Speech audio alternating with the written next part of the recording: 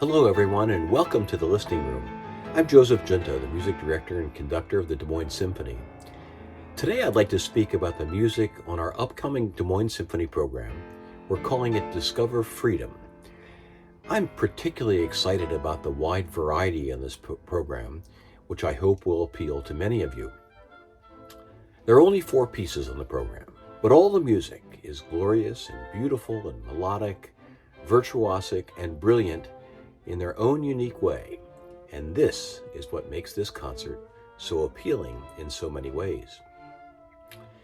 Now, Mikhail Glinka was the father of Russian concert music, and he wrote his opera Overture Ruslan and Lyudmila in 1842.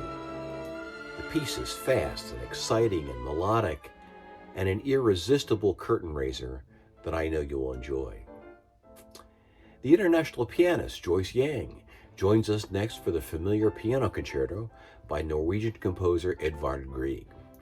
Now, this piece is full of Norwegian melodies that are memorable, and after another great melodist, Tchaikovsky, heard this piece, he told his friends that there is a fascinating melancholy which reflects the Norwegian scenery, grandiose and sublime in its vast expanse, sometimes gray and dull, but always full of charm. It quickly finds its way into our hearts to evoke a warm and sympathetic response. Joyce Yang's interpretation of this piece is fresh and engaging, and we are very happy to have her back with us. Now, after intermission, a Des Moines Symphony premiere by Florence Price, who was the first Black woman composer to have a piece of hers played by a major symphony orchestra. Miss Price was born in Little Rock, Arkansas in 1887, and she moved to the Boston area to study at the New England Conservatory of Music. Immediately after her graduation, she moved to Chicago. That was around 1927, and she lived there primarily until her death in 1953.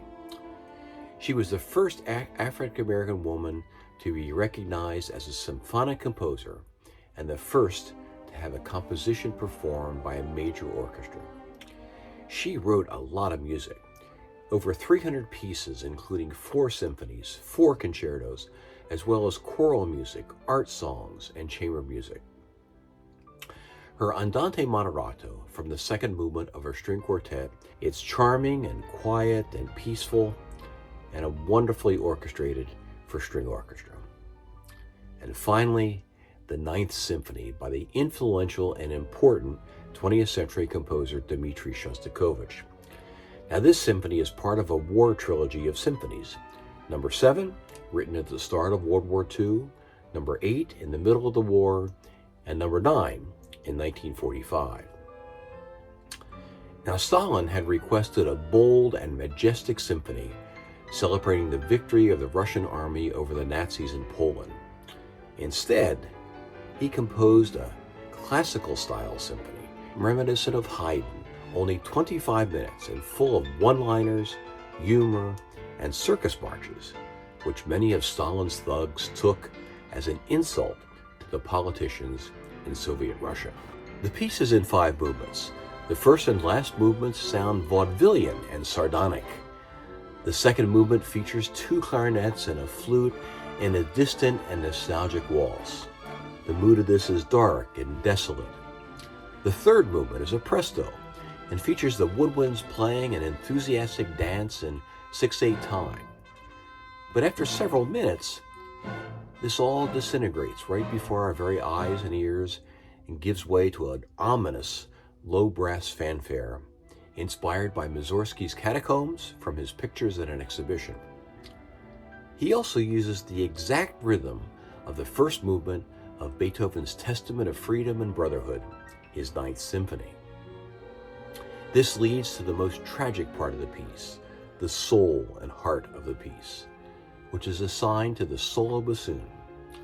And when the tragedy expressed is almost too much to bear, Shostakovich takes a right turn and immediately changes the mood with the bassoon playing a jocular little tune that turns into a flamboyant and exciting whirlwind.